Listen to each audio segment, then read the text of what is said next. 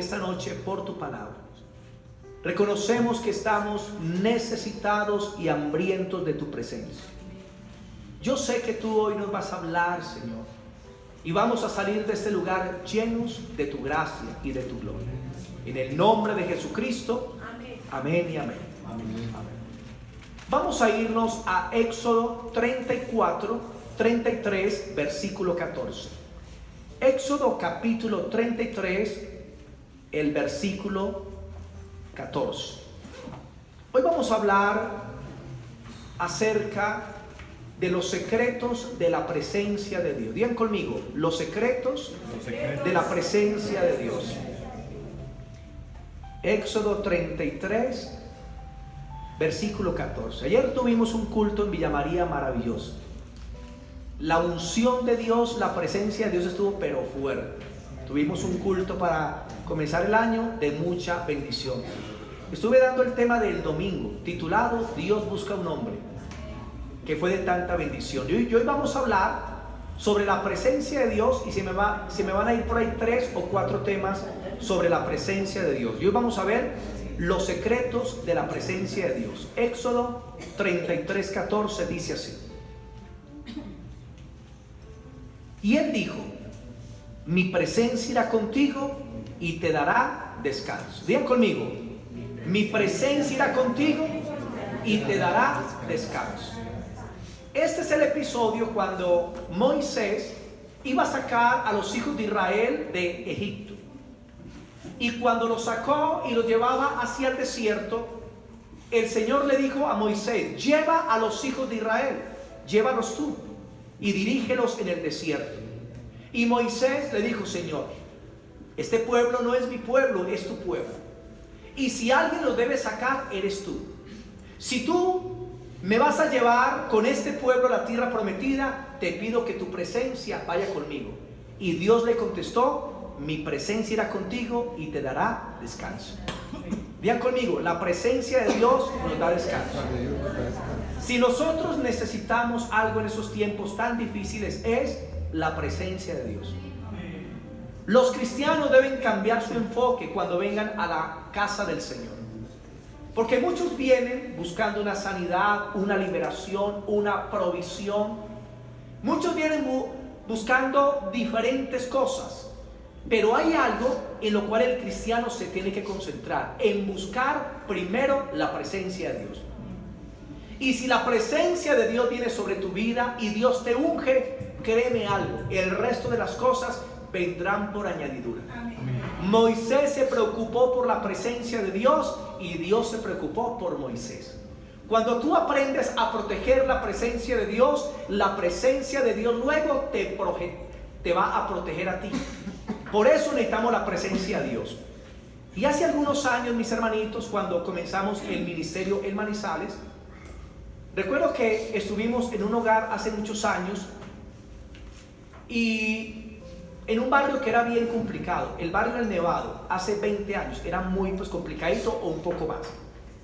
Y una anciana nos abrió la casa, llamada doña Selmira. Y en esa casita abrimos un grupo donde nos reunimos 3 personas por un año, 3 personas un año. Doña Selmira, la ancianita, estaba una hija de ella y estaba yo también. Pero aunque pasó un año y no llegaba gente, nosotros no nos desanimamos. Cada lunes que teníamos el grupo, lo pasamos en ayuno todo el día hasta por la noche. Y clamamos a Dios: Señor, derrama tu presencia y salva las almas. Habían personitas que iban a ver cómo iba el grupo y siempre habían solamente 3, la ancianita, la hija y yo. Y yo les predicaba a ellas 2, pero creíamos que Dios iba a hacer algo poderoso. Llegó un momento en que sentí del Señor que tenía que dar una serie sobre el Espíritu Santo. Y cuando comencé a hablar sobre el Espíritu Santo, la presencia de Dios comenzó a manifestarse. Dios comenzó a colocarle calzas a las personas. Dios comenzó a traer sanidad de columnas. Algunas personas que llegaban endemoniadas caían al piso bajo el poder de Dios y Dios lo liberaba, y el grupito, que era una sala chiquita, hermano, se llenó. Y había gente en la cocina, había gente en las 2 habitaciones, había gente en la sala y la puerta abierta con gente afuera. Y Dios salvó muchas personas en ese tiempo. Pero no fue el pastor, no fue el predicador, fue la presencia de Dios la que hizo la diferencia. Porque la presencia de Dios, cuando tú te preocupas por ella, es una bendición para tu casa. La presencia de Dios es una bendición para tu trabajo. La presencia de Dios es una bendición para la iglesia. Y esa gloria y esa presencia de Dios, Él la quiere derramar sobre cada uno de nosotros. Vamos a leer Segunda de Crónicas 7, versículos del 1 al 3. Segunda de Crónicas, capítulo 7, versículos del 1 al 3. Segunda de Crónicas, capítulo 7, versículos del 1 al 3.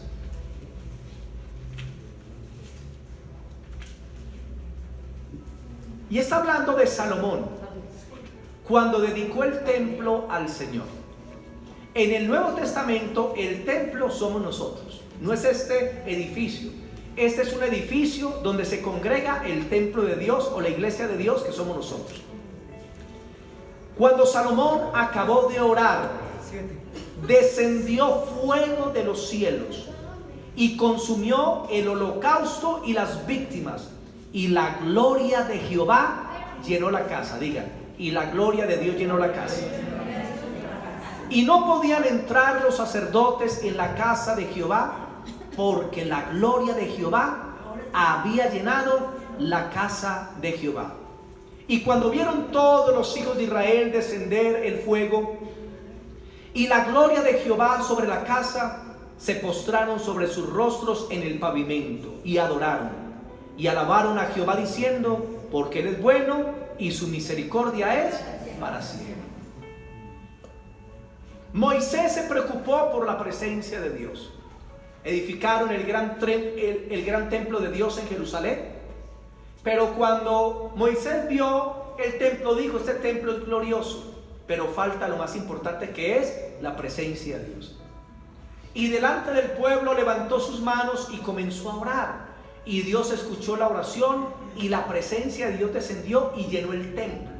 De tal manera que los sacerdotes no podían entrar a ministrar por la presencia de Dios que había en ese lugar. Tú eres el templo de Dios y Dios te quiere llenar de una manera especial. Dios te quiere ungir. Dios no quiere que tú tengas una vida cristiana menguada, ni sintiendo vacíos en tu alma y en tu corazón. Dios te quiere ver lleno hasta rebosar. Y esa llenura se encuentra en el Espíritu Santo, que es la presencia de Dios. El templo fue lleno y así el Señor quiere llenar nuestras vidas de su gloria y de su presencia.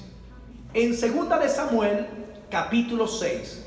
Segundo libro de Samuel, capítulo 6. Versículos del 10 al 12.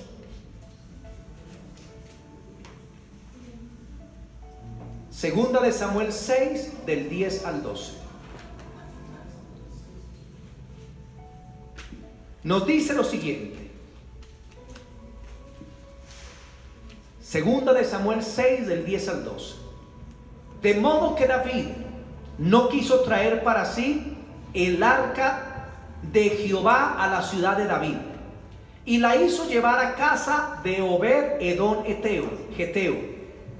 Y estuvo el arca de Jehová en casa de Obed Edom Geteo 3 meses. Y bendijo Jehová a Obed Edom y a toda su casa. En los tiempos del rey David, el arca de Dios había sido capturada por los filisteos, o tiempos anteriores. Y el arca había permanecido un tiempo en la tierra de los filisteos.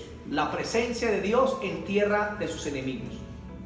Y la presencia de Dios, cuando no está con el pueblo de Dios, sino con sus adversarios, les trae juicio. Y dice la escritura que los filisteos se comenzaron a enfermar, se llenaron de tumores y dijeron, devolvamos el arca de Dios a la tierra que le corresponde a Israel. Y entonces trajeron el arca de la presencia de Dios, pero la dejaron por allá en un lugar, en una tierra de Israel. Y por 20 años, cuando Dios levantó al rey Saúl, el rey Saúl nunca se preocupó por la presencia de Dios. que estaba representada en el arca del pacto, que representaba la gloria, la presencia de Dios. Cuando Dios descendía sobre el arca del pacto. Y encontramos que Saúl nunca se preocupó por la presencia de Dios. Y tuvo guerras, y Dios le dio ciertas victorias, pero comenzó a apartarse de Dios, porque él no tenía una preocupación por la presencia de Dios. Pero luego Saúl muere, y cuando David llega a gobernar, lo primero que David hace, hay que traer el arca de Dios a Jerusalén. Y cuando traían el arca, David preparó un carro especial para traer el arca. Y traían el arca sobre el carro. El arca se quiso caer, y un hombre llamado Usa puso la mano sobre el arca y Dios lo mató, porque nadie la podía tocar. Entonces David dijo: qué temor de la presencia de Dios, y la dejó en casa de Obed Edom Geteo. Pero Edom Geteo lo que hizo fue honrar la presencia del Señor, y la Biblia dice que esa presencia de Dios lo bendijo en 3 meses. Una bendición tan grande que el rey David se dio cuenta y dijo: no, hay que volver a traer el arca a Jerusalén. ¿Por qué Dios quebrantó a Usa? ¿Por qué lo mató? Muy sencillo, porque David no entendía que la presencia de Dios había que traerla a la manera de Dios, no a la manera de los hombres.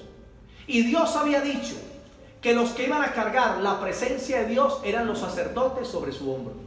Y David, ¿qué hizo? La trajo en una carroza, la trajo en un carro, y por eso el Señor trajo quebrantamiento. Hermanos, la presencia de Dios hay que traerla a la manera de Dios. La presencia de Dios no se trae con conciertos. La presencia de Dios no se trae con show. La presencia de Dios no se trae con luces y humo. La presencia de Dios se trae en comunión con el Señor. Hay iglesias que quieren atraer los jóvenes, pero para atraer los jóvenes hacen una cantidad de cosas: chivatures, les hacen eventos, les hacen pijamadas, les hacen juegos, partidos de fútbol. Pero muchas veces esos jóvenes no quieren nada con la presencia de Dios, sino simplemente el entretenimiento que hay en ese lugar. Y lo único que va a cambiar la vida de los jóvenes es que aprendan a buscar la presencia de Dios. Y yo me gozo porque estoy viendo una nueva generación de jóvenes de la iglesia que ayunan, que me dicen: pastor, estoy en ayuno, pastor, he pasado tiempo en intercesión, que llegan temprano a los cultos a buscar la presencia del Señor, que están predicando la palabra porque se están enamorando de la presencia de Dios, y eso es lo que necesitamos. Hermanos, la presencia de Dios solamente viene cuando nos rendimos ante Él, le entregamos nuestras vidas y comenzamos a buscar la comunión con Él, y le decimos: Espíritu Santo, tengo hambre de ti, Espíritu de Dios, ven, Espíritu de Dios, y la presencia de Dios comienza a manifestarse. ¿Qué es lo que estás anhelando en tu vida? En la casa de Obed Edom Geteo, la presencia de Dios vino y lo bendijo, porque la presencia de Dios va a bendecir todas las áreas de tu vida, pero tú tienes que anhelar la presencia de Dios. Esta semana hubo un concierto en el Parque Bolívar acá, con un cantante supuestamente cristiano, y entonces ya parte de las iglesias se meten en eso y están colocando evento cristiano en las ferias. O sea, ya los cristianos tenemos parte en las ferias. Cuando, ¿qué dice el Señor? No améis el mundo ni las cosas que están en el mundo, porque en el mundo están los deseos de los ojos, los deseos de la carne y la vanagloria de la vida. Y el que ama al mundo ciertamente va a pasar, pero el que ama la palabra de Dios permanece para siempre. Y entonces, hermano, varias personas me enviaron fotos y veía el concierto, pero con las botellas de aguardiente a un lado y al otro así grandes, aguardiente cristal. Hermanos, ¿ustedes creen que eso va a traer la presencia de Dios? No. Participando de lo que debemos rechazar. Y cuando usted busca ese hombre por internet y lo busca con nombre propio, diga personaje tal en el Vaticano, allá cantando común y corriente a los obispos, allá cantándole al Papa, cantándole a ellos. Entonces, ¿qué es esa mezcla, hermano? Y piensan que así va a llegar la presencia de Dios. La presencia de Dios no se va a contaminar con lo que es sucio. Y si Dios dice salgan del mundo, ¿por qué vivimos en el mundo? Dios ha dicho, no participen de las obras de las tinieblas, sino más bien reprendedlas. ¿Se imaginan que yo traiga un artista del mundo aquí a cantar al púlpito? ¿Qué pensarían ustedes? ¿Se sentirían bien? Que traiga a Darío Gómez y cante ¿Cuándo te perdí? ¿Cómo se sentirían ustedes? Yo creo que se van corriendo. Pero aquí no es que trajeron un artista cristiano, sino que la iglesia se metió al mundo. Mira la diferencia. La iglesia se metió al mundo. Hermanos, el Señor es poderoso. El Señor es santo. Sabemos que no somos legalistas. La gracia de Dios es grande y abundante. Pero hay cosas que están claras en la Biblia. ¿Cómo vamos a tener la presencia de Dios? Es buscando a Dios. La gente está dispuesta para conciertos, pero díganles, vamos a ayunar, y ahí sí no ayunan. Están dispuestos para concierticos que no salvan vidas, pero cuando se les dice vamos a orar 2 horas diarias, hermano, ahí sí no aparece. Porque es que la presencia de Dios viene es en comunión con el Señor. Y si queremos que la gloria de Dios se manifieste, debemos aprender a separar lo santo de lo profano. Voy a tocar 6 cosas que debemos hacer para cuidar la presencia de Dios. 6 cosas que debemos cuidar en cuanto a la presencia de Dios. Y las voy a resumir. Primera, humildad. Digan, humildad. Isaías 57:15. Isaías capítulo 57, el versículo 15. Humildad.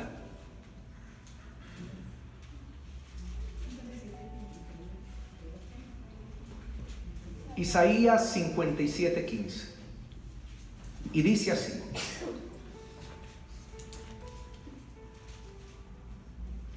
porque así dijo el alto y sublime, el que habita en la eternidad y cuyo nombre es el Santo. ¿Cómo es su nombre? Santo. Digan, el Santo. Y dice: yo habito en la altura y la santidad, y con el quebrantado y humilde de espíritu, para hacer vivir el espíritu de los humildes y para vivificar el corazón de los quebrantados. ¿Dónde habita Dios? Él dice que habita en su trono en el cielo, en lo más alto y sublime. Pero también dice que hay otro lugar donde Dios habita. ¿Con quién? Con el humilde y quebrantado de espíritu. Y dice, para vivificarlo, para fortalecerlo, para manifestar su gloria y su presencia. La humildad atrae la presencia de Dios. Y humildad no es pobreza, ni es tampoco cochinada. Porque anteriormente se pensaba que si alguien no se bañaba, no se colocaba desodorante, ay, tan humilde, tan cochino. Eso no es humildad. La humildad es el reconocimiento que todo es de Dios. Eso es humildad, el reconocimiento que todo es de Dios y que debemos depender del Señor. Un término para humildad es el siguiente: tratado por Dios.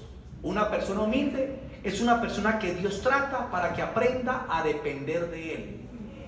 En la humildad, usted no se considera superior a los demás, sino que usted ve a los demás como superiores a usted mismo. Por lo tanto, usted los trata bien. Usted los bendice, usted los ayuda, usted está rodeándolos, usted busca el bien para los demás porque los ve superiores, y eso se llama humildad. Humildad es despojarse de sí mismo para hacer la voluntad de Dios y para servir a los hermanos y para servir a las almas perdidas. Eso es humildad. Pero miren cómo el Señor dice: Él es el alto y sublime, Él es el santo, y dice: y habito en 2 lugares, allá arriba en el trono, pero también habito con aquel que es humilde y con aquel que es quebrantado de espíritu, aquel que se doblega, que dice: Señor, aquí estoy, necesito de ti, reconozco que sin ti no puedo vivir. Padre, lléname, Señor, dirígeme. Y si tú quieres cuidar la presencia de Dios en tu vida, tú tienes que aprender a ser humilde. Digan conmigo: tengo que ser humilde. El orgullo es un repelente de la presencia de Dios. pero la humildad atrae la presencia del Señor. Y si queremos que esta iglesia sea ungida, y cualquier iglesia que quiera ser ungida, deben caminar en humildad, amando a los hermanos, porque hay partes donde se forman roscas. ¿Ustedes saben qué es una rosca? Muchos saben qué es una rosca, ¿cierto? Cuando hablamos de roscas, son grupos de personas que se hacen ellos y son ellos y se creen los super espirituales, los que atraviesan paredes y no hay nadie como ellos. Y entonces no se juntan con los demás. Pero ¿sabe qué hace la humildad? Hace lo que Jesús hacía. Iba al leproso, al publicano recaudador de impuestos, a Zaqueo, y comía en la casa de él. A la pecadora le perdonaba los pecados. Resucitó a su amigo Lázaro. Y donde estaba la dificultad y el pecado, ahí estaba el Señor para restaurar. Hermanos, tenemos que ser como el Señor. Él es manso y humilde de corazón. Salmo 138:6. Salmo 138:6.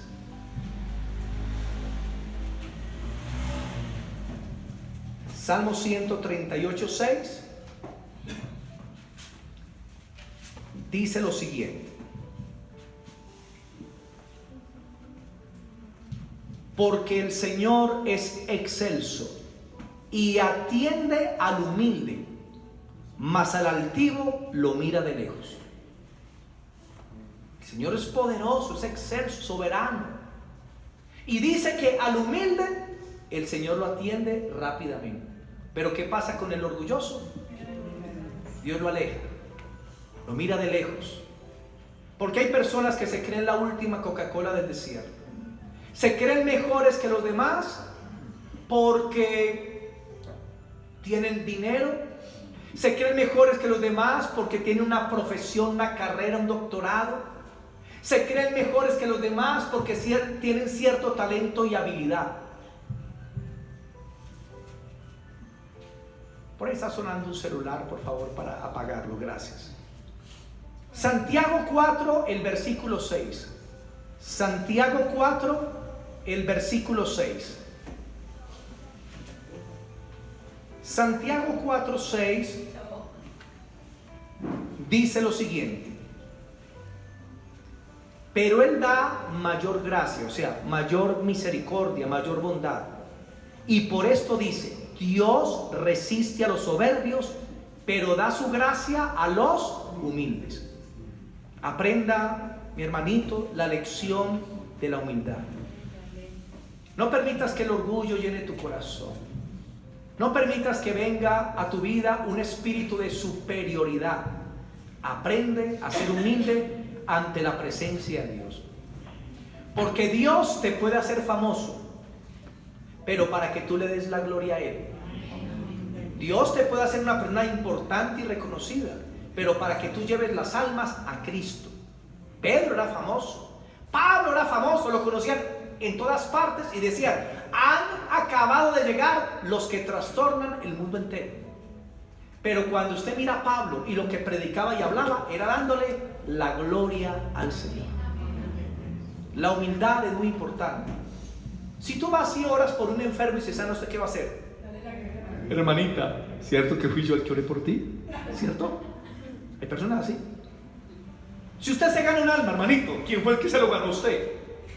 Ah, pues el Señor no. ¿Quién le predicó? Y hay gente que le gusta eso, el reconocimiento. Si tú oras por alguien y se sana, o alguien se libera, eso lo hizo el Señor. Y siempre le debes devolver la gloria a Él, pero ahorita lo vamos a ver. La humildad es muy importante en cuanto a la presencia del Señor. Si logras mantenerte humilde, el Señor te hará muy ungido. Yo he conocido ministros, inclusive con guardaespaldas, que para usted saludarlos, hermano, es imposible, porque tienen guardaespaldas alrededor y se convierten como estrellas de Hollywood. Entonces la gente quiere saludarlos y ellos se escapan. Hay iglesias muy grandes donde el ministro sale y predica, pero entonces para no saludar a la gente vuelve por la puerta allá atrás y no lo ven sino los domingos cuando salen. Cuando el Señor Jesucristo estaba en medio de las multitudes, ¿o no? Y lo apretujaban. Y una mujer con flujo de sangre lo tocó y él se volteó. Alguien me ha tocado, porque sentí que poder salió de mí. Cuando el Señor nos da algo, es para que nosotros seamos del pueblo. Es para que nosotros sirvamos a los hermanos. La humildad es muy importante. Segundo, rendición. Digan, rendición. Y cuando hablo de rendición me refiero a la obediencia. Si usted quiere tener y mantener la presencia de Dios, sea obediente. Juan 14:23, la obediencia. Porque si te rebelas contra el Señor y no lo obedeces, la presencia de Dios no va a poder llenarte. La presencia de Dios no va a poder ungirte ni llenar tu vida. Porque a Dios le agrada la obediencia. Juan 14:23. Juan capítulo 14, el versículo 23. Y mire qué dice el Señor. Les hago una pregunta. ¿Cuántos aquí aman a Jesús? Levante la mano. ¿Cuántos aman al Señor? Vamos a probarlo por la Biblia a ver si es verdad. Y dice el 23. Respondió Jesús y le dijo: el que me ama, mi palabra guardará. ¿Cómo demuestra usted el amor a Jesús? ¿Cómo? Ahí dice: el que me ama, mi palabra guardará. Y mi Padre le amará, y vendremos a él y haremos morada con él. ¿Cómo sabe una persona que es de Dios? Porque guarda la palabra. Tú tienes que caminar en obediencia delante del Señor.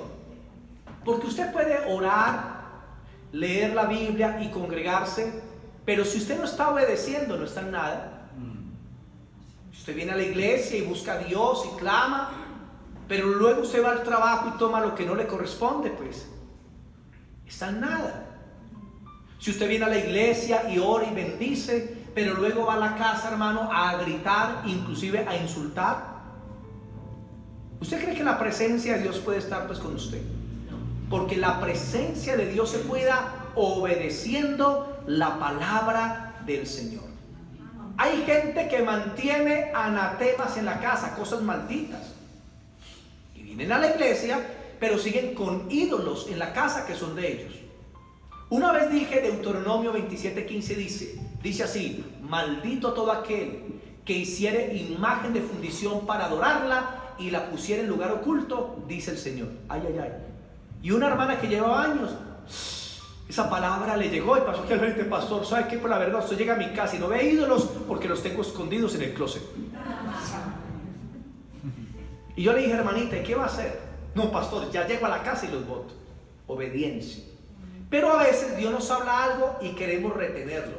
Dios te dice: ese noviazgo no te conviene, y usted sigue por ahí. Dios te dice: ese negocio que vas a hacer no viene de mi presencia, y siguen por ahí con el negocio. No hagas esto, y la persona lo hace. Cuando nosotros no obedecemos a Dios, estamos descuidando la presencia del Señor.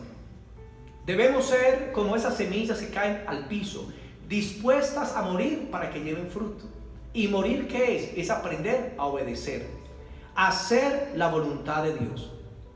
Aprende a rendir tus decisiones delante de la presencia de Dios. Usted consulta cuando va a tomar una decisión con Dios: Señor, esto me conviene, no me conviene. Señor, guíame, si esto no es tuyo, desbarátalo. ¿Usted lo ha hecho? Señor, ¿me conviene ir a ese sitio o no ir a ese sitio? Comienza a consultar con Dios, porque Dios te quiere dirigir. Porque por encima de nuestros derechos está la voluntad del Señor. ¿Usted ya le rindió su tiempo a Dios? Cuando usted le rinde el tiempo a Dios, dice: el tiempo de la iglesia lo consagro para Dios. Así juegue el 11 Caldas, así están dando una película espectacular, primero está la casa del Señor. Qué bueno cuando usted rinde el tiempo a Dios. Que en la casa usted dice: no me interrumpan de 9 a 10 de la noche porque voy a estar encerrado en mi cuarto con el Señor. Qué bueno cuando usted rinde su tiempo al Señor, cuando usted rinde su voluntad y usted quiere hacer lo que el Señor quiere que usted haga. Rendición es la clave de la presencia del Señor. Hay una mujer que fue muy usada por Dios, llamada Kathryn Kuhlman. Ella murió hace como 50 años. Pero fue una mujer que predicó a más de 100 millones de personas cara a cara. ¿Se imagina usted eso? Predicarle a más de 100 millones de personas cara a cara. Y resulta que esta mujer entró en desobediencia. Dios comenzó a usarla con un ministerio evangelístico y un ministerio radial, y comenzaron a llegar cientos de personas. Pero un día se apareció en su vida alguien con quien no debía estar. Un hombre que era casado, y le dijo que no. Y ella comenzó a comer cuentos. Se enamoró de él, se enredó con él y se casó. Y en la biografía de ella cuenta que por 7 años se apagó el Espíritu Santo en su vida. Y el Espíritu Santo comenzó a redarguirla día tras día. Hasta que pasaron 7 años y ella no aguantó más y tuvo que obedecer al Señor. Y la escritura dice que iba por un callejón. Y al final del callejón había un letrero que decía final de la calle. Y ella dijo, ese es el final de la vida que no debo tener. Y dice que a partir de ese día volvió del callejón, pero con el Señor acompañándola, con la presencia de Dios. Hermano, y comienza el Señor a usarla. Comienza el Señor a ministrar a enfermos, paralíticos, endemoniados, multitudes a convertirse, porque una mujer rindió el pecado a Dios. Hermanos, rindamos nuestras vidas a Dios. Y a veces el rendirnos a Dios conlleva ¿qué? El renunciar a muchas cosas que para nosotros pueden ser normales, pero para Dios no. Y tal vez Dios está hablando a tu corazón de cosas que debes obedecer, porque la rendición es la clave de la voluntad de Dios. ¿Por qué Jesús dijo? El que quiera ser mi discípulo, tome su cruz cada día y sígame. ¿Y para qué es una cruz? Dígame, ¿para qué? Para cargarla no, para que se clave en ella. ¿Cierto? Que una cosa es cargarla y otra cosa es treparse a la cruz. Porque hay cristianos que no toman su cruz, o sea, no se suben en ella. No están crucificados con Cristo, simplemente se desmayan a los pies de Cristo. Se desmayan en la cruz, pero no se suben a la cruz. ¿Y saben qué es la cruz en la Biblia? Es hacer la voluntad de Dios. Usted toma la cruz cuando sabe que algo no está bien y usted dice, Señor, te amo más a ti, te prefiero a ti. Eso es tomar tu cruz. Y cuando tú comienzas a rendirte en la presencia de Dios, Dios dice, a este lo puedo usar, a este lo puedo ungir, a este lo puedo bendecir, porque rendición es una parte de la consagración. Digan conmigo, tengo que rendirme al Señor. Tercer principio para cuidar la presencia de Dios: creer. Digan, creer. Juan 11:40. Le da a Jesús esta palabra a la hermana de Lázaro cuando muere. Porque la hermana creía que Jesús lo podía sanar, pero no creía que Jesús lo podía resucitar. Y le dice, Jesús, si hubieras estado aquí, mi hermano no habría muerto. Y en Juan capítulo 11, el versículo 40, dice lo siguiente. Juan 11, el versículo 40. Y dice, Jesús le dijo, ¿no te he dicho que si crees, verás la gloria de Dios? Tercero, creer. Usted tiene que convertirse en una persona de fe, porque la fe atrae la presencia de Dios. ¿Sabían ustedes que hay personas inconversas que tienen más fe que los cristianos? Miren, cuando yo voy a campañas de sanidad y milagros, a coliseos o teatros en diferentes pueblos o ciudades, y llegan 300, 400, 500 personas, cuando oramos, hermano, se sanan más los que no son cristianos que los que son cristianos. Porque la gente no cristiana viene sin ninguna restricción. En su mente dicen, yo sé que Dios me va a sanar. Y hemos visto unos milagros tan tremendos. Y a veces los cristianos, ¿será que Dios sí me sana? Ay, ¿o será que Dios quiere que yo tenga esta enfermedad? Y comienzan a cuestionar cuando la Biblia dice que por sus llagas hemos sido curados. Amén. Y Dios quiere que nosotros volvamos a creer que Dios puede hacer cosas grandes con nosotros, con nuestra vida, que Dios puede salvar a nuestros hijos, que Dios puede salvar al cónyuge. No, pastor, mi esposo es más duro que cuero de vaca. ¿Usted cree que con ese tipo de fe se va a convertir? Usted tiene fe que es un cuero de vaca. Pero Dios es especialista en ablandar los cueros de vaca. Dios sabe cómo tratar el toro por los cachos, o cómo coger el toro por los cachos. Dios sabe cómo hacerlo. Lo único que tú necesitas hacer es creer. Si crees, verás la gloria de Dios. Y Jesús resucitó a Lázaro. Si resucitó a Lázaro después de 4 días, ¿qué no podrá hacer el Señor? Si creó los cielos y la tierra, ¿qué no podrá hacer el Señor Jesús? Pero a veces, hermano, nuestra fe mengua. Y hace días yo estaba hablando como negativamente y decía, no, si Dios me lleva, pues que me lleve. Estos tiempos están muy difíciles y bueno, el Señor sabe. Y si me tengo que, pues bueno, si el Señor quiere, pues me lleva. Hermano, hablando así. Y el Señor vino y me habló. ¿Por qué estás hablando así? ¿Usted cree que eso es fe? No, no. La fe te dice que vas a vivir, que vas a estar sano, que yo te voy a proteger, te voy a guardar, que yo voy a prosperar tus caminos, que te voy a dirigir en tu vida. Esa es la fe. Y fui y le dije, Señor, ¿sabes qué? Perdóname, Señor, quiero vivir 500 años. Gracias, Señor. Debemos vivir de acuerdo a la palabra, porque a veces pasan circunstancias y entonces comenzamos como a apagar la fe. Y Dios me dijo, enciende la sanidad, enciende la liberación, cree nuevamente que Dios va a obrar como lo hacía en el pasado, porque Él es poderoso. Y si Dios te ha dicho que hará algo, entonces cree que Dios lo hará. Que Dios te va a bendecir, que Dios te va a levantar, que Dios hará grandes cosas contigo. Recuerdo cuando Pablo Portela fue al Coliseo en Cartago, que se llenó, que eso fue una campaña impresionante, hace como 20 años. Y ese día a mí me entró la fe y yo dije, también voy a hacer una campaña aquí en el Coliseo. Y tenía una iglesia de 12 personitas, allá en Cartago Valle, 12 personas. Esto es una mega iglesia. Bueno, 12 personitas. Y cuando llegué, se fueron 3. Como 9. Y comencé a predicar y se fueron como otras 3. Pero ¿saben qué? Como expliqué el domingo, Dios no trabaja con la mucha fuerza ni con la multitud, sino con su espíritu. Y entonces comenzamos a buscar la presencia de Dios y comenzamos por fe a hacer campañas en las calles. Salíamos con 20 sillitas, los equipos, nos íbamos para las calles y la gente comenzó a salir, 3 y 4, luego 20, luego 30 y la gente comenzó a convertirse y la iglesia se nos llenó. Y el Señor me puso, tú vas a hacer la campaña en el Coliseo. Amén, Padre. Y terminamos con una campaña en el Coliseo, que fue, hermanos, una gran bendición antes de venirme para Manizales. Porque Dios puede hacer lo que parece imposible. ¿Por qué no comienzas a creer ya por tu sanidad? Ay, pastor, tengo una llaga, pero vea, usted oró y cada día está más grande. ¿Por qué no dices, por la llaga de Cristo soy sano? Gracias, papá.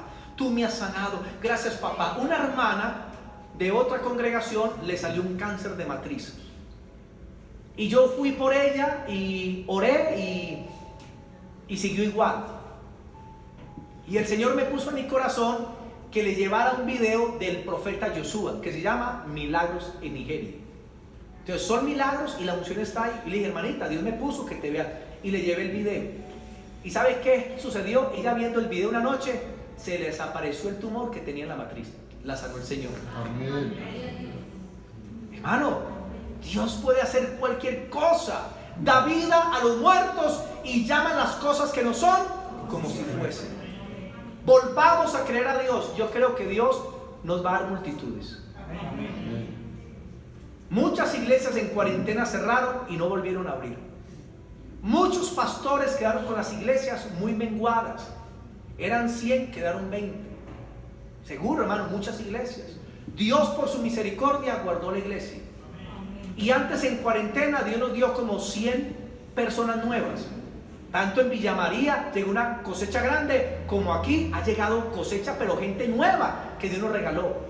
Porque comenzamos a orar, comenzamos a creer, comenzamos a predicar aún en medio de la cuarentena y Dios envió cosecha, envió las almas, porque Dios es el que lo hace. Y yo sé que Dios puede hacer grandes cosas en este año. Amén. ¿Usted lo cree, mi hermanito? Amén.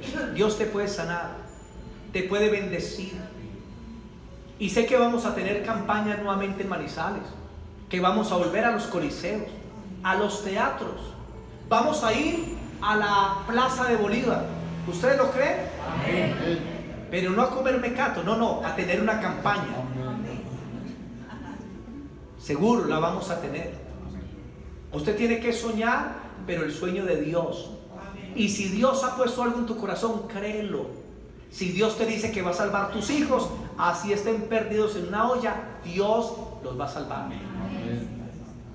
Como la hermana que les he contado, un hijo en la droga, y por años ha luchado con él, pero ella ya tiene fe y me ganó en fe.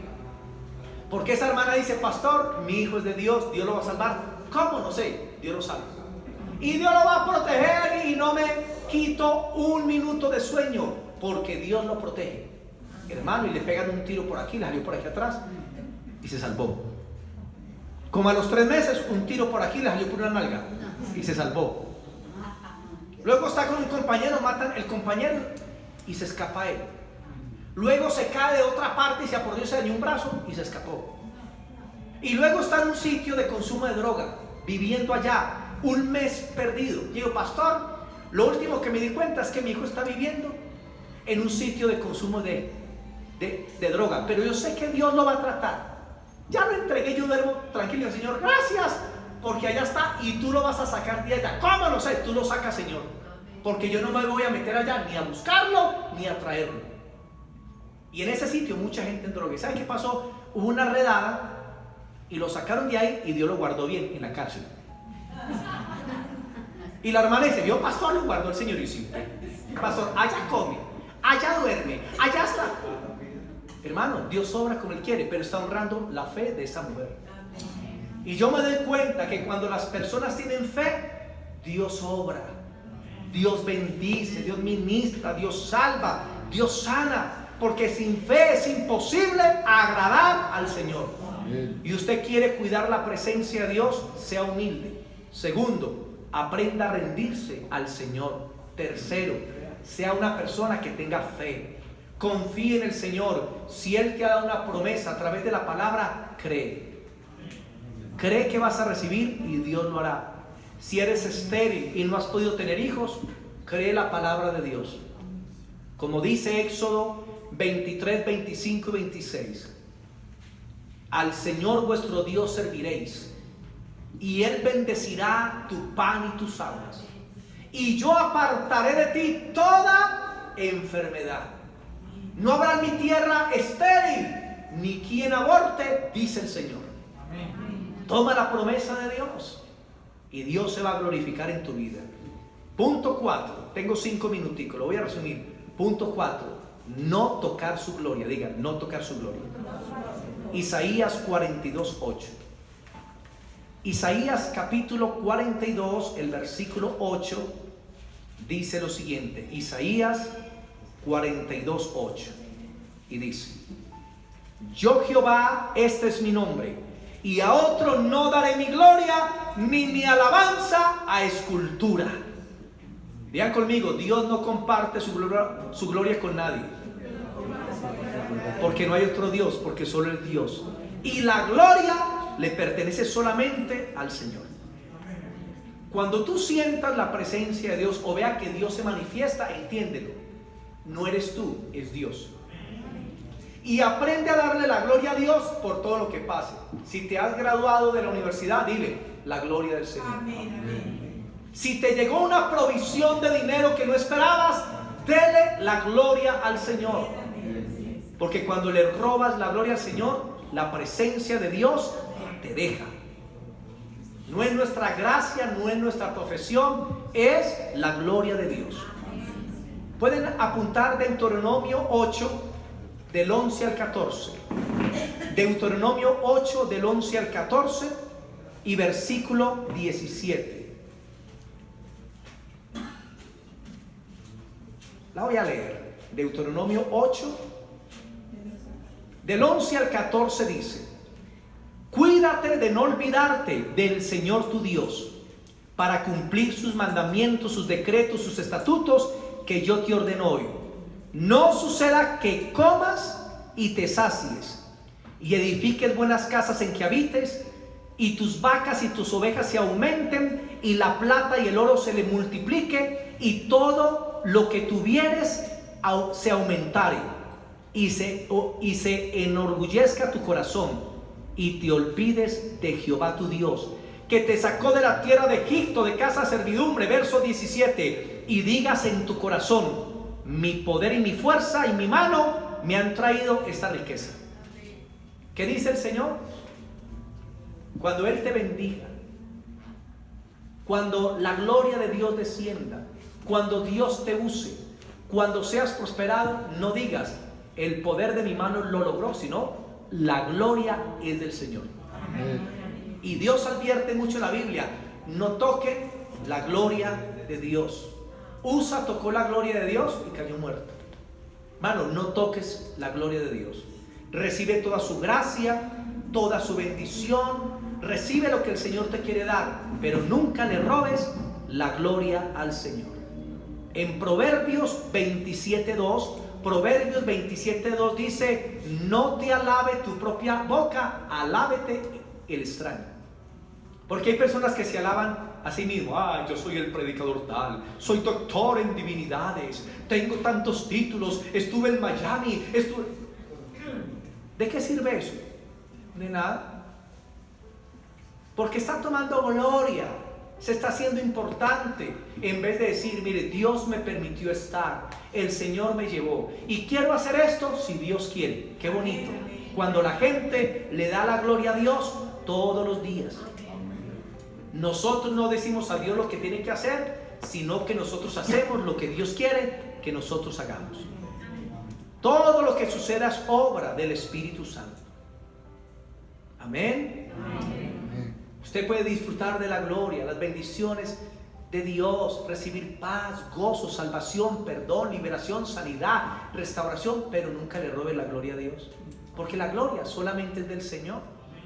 Yo les conté el caso cuando estuvimos en Salamina, Caldas, en el teatro, que el poder de Dios descendió y una niña inválida que llevó el papá se sanó. Ni siquiera estaba orando por ella. Cuando oramos por los enfermos, muchos sanaron, pero ya no sanó. Y el papá, pastor, ahora, y yo: ahorita al final vuelvo y oro. E hice así, listo. Cuando al rato la gente comenzó a llorar y a aplaudir. Y yo: ¿qué pasa? Cuando miré la niña caminando de un lado para otro, la sanó el Señor. Amén. Una niña que todo el pueblo sabía que era inválida, vino la sanidad. ¿Y saben qué pasó? Yo comencé a inflarme. ¡Uy, qué poderoso!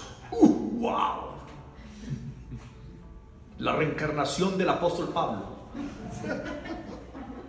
Hermano, terminó la campaña y salgo del teatro y yo que me enfermo.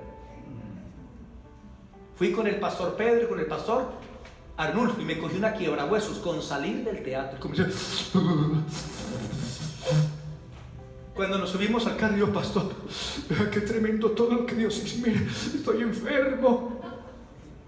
Y el pastor Pedro me dijo: Fernandito, así me dice el Fernandito, eso es para que no se llene de orgullo. Y a mí me dio una piedra, pero así era. Y todo el viaje en el carro parecía una viejita. Y en el viaje dije: Señor, perdóname, sé que la gloria es tuya. Y cuando llegué a Manizales, vino la unción y me sanó. Amén. Me sané. O sea, Dios me dio una lección y me dijo: no me robes la gloria, porque te quito lo que te he dado, porque la gloria me pertenece solamente a ti. Si tienes una bonita voz, es para la gloria de Dios. Si tocas bien un instrumento, es para la gloria de Dios. Lo que hagas, de palabra o de hecho, hágalo en todo para la gloria del Señor Jesucristo. Como prediqué el domingo, somos solamente vasijas de barro. Punto 5. Si quieres cuidar la gloria de Dios, la presencia, aprende a tener comunión con Dios. Apunta esta cita: Hechos 1, 13 y 14. Hechos 1, 13 y 14. Y busca también Hechos 2, versículo 30. Hechos 2, versículos del 1 al 4. Hechos 2, del 1 al 4. Dice que los apóstoles con otras personas se reunieron a orar 10 días y la presencia de Dios descendió. Aprende a cuidar la presencia de Dios. Pasa tiempo a diario con Dios. Ámalo. Bendícelo. Anhela la presencia de Dios. Hechos 2, del 1 al 4. Aprende a tener comunión con Dios. Señor, dame tu gloria, y usted no ora. Señor, dame tu presencia, y usted no busca la palabra de Dios. Señor, úngeme, y usted no adora al Señor. Cuando usted se conecta en comunión con Dios, el Señor te da de su presencia. El Señor te da de su toque. Y último punto, adoración. Digan, adoración. Hechos 13, versículos del 1 al 3. Hechos 13, del 1 al 3. Nos habla de cómo la iglesia en Antioquía estaban los ministros orando al Señor y ministrando al Señor. Digan, ministrando al Señor. Ministrar al Señor no es pedirle. Ministrar al Señor es amarle. Mire la diferencia. Cuando usted pide es petición, eso está bien. Pero Dios quiere que tú aprendas a ministrarlo. Una cosa es que el esposo le diga a la esposa, mi amor, pásame las chanclas, pásame la cuchilla afeitada, sírvame el almuerzo, caliénteme la sopa, haga. Eso es petición. Pero diferente es cuando el esposo mira a su esposa a los ojos y dice, te amo, qué linda estás hoy, me fascinan esos ojos, me fascina cómo eres. Uy, la mujer se derrite. Y lo mismo pasa con Dios. Usted tiene que ir a la presencia de Dios no solamente a pedir, sino también a adorar. Y adorar es ministrar al Señor. El Señor nos da de Él, pero nosotros le damos adoración. Cuando usted lo adora, luego Dios te da. Aprende a adorar a Dios, a cantarle, a decirle, Señor, te amo. Tú eres el Señor de mi vida, tú eres lo más grandioso, te amo. Aleluya, Señor, la gloria es tuya. Y cuando usted comienza a adorar a Dios por lo que Él es, la presencia de Dios va a estar en ese lugar. La presencia de Dios te va a acompañar. Usted nota que cuando oramos, intercediendo, a veces el ambiente se pone pesado, claro, porque estamos intercediendo, es una guerra, estamos clamando por las almas. Pero ustedes ven que cuando comenzamos a adorar, a bendecir a Dios, se siente la presencia de Dios. Porque la adoración y ministrar al Señor trae su presencia. Ahí les hice el resumencito. Vamos a orar. Estemos sobre nuestros pies. Oremos un momento. Bendito Padre, queremos darte gracias, Señor, por tu presencia maravillosa en esta noche. Tu presencia es todo lo que anhelamos. Tu presencia es todo lo que queremos en esta vida. Oh Señor, Espíritu Santo, llénanos en esta noche. Danos esa unción bendita, Señor, que cambia las vidas, que llena los corazones, que nos transforma, que nos imparte esa paz y ese gozo. Danos tu presencia, oh Señor. Dile, dame tu presencia, Señor. Úngeme en esta noche. Quiero aprender a adorarte. Dame un corazón humilde para ti, Señor, que se rinda en obediencia a tu voluntad. Dame, Señor, un corazón para reconocer que el que hace la obra eres tú y no yo. Que todas las cosas buenas que llegan a mi vida proceden de tu presencia. Dile, Señor, dame tu unción, dame tu presencia, dame tu gloria. Levántame, Señor, para la gloria de tu nombre. Dile, Espíritu Santo, quiero conocerte de una manera especial y quiero que me visites, que vengas a mi vida, que me des esa presencia maravillosa, que yo te sienta y te experimente de día y de noche. Visítame hoy, aún a través de sueños. Dame visiones. Dame tu manifestación, Señor, porque eres tú todo lo que necesito. Oh Espíritu Santo, eres bienvenido a este lugar. Solamente cierra tus ojos un minuto y levanta tus manos. Cierra tus ojos un minuto y levanta tus manos. Espíritu de Dios, Espíritu Santo, ven. Espíritu de Dios, unge a tu pueblo en esta noche. Ahí está la presencia de Dios. Y muchos están sintiendo como un fuego. Muchos están sintiendo algo especial. Esa es la presencia de Dios que te está llenando. Recibe la unción de Dios. No es con poder humano. Es simplemente la presencia de Dios que viene a tu vida a través de la fe. Recibe por un momento. Aprende a recibir. Recibe de parte de Dios esa presencia. Recibe de parte de Dios esa unción. Recibe de parte de Dios esa libertad. Recibe la unción. Espíritu Santo, llena a tu pueblo. Ministrales con tu gloria y con tu poder. Señor, que salga fuera el espíritu de aflicción. Que salga fuera el espíritu de la enfermedad.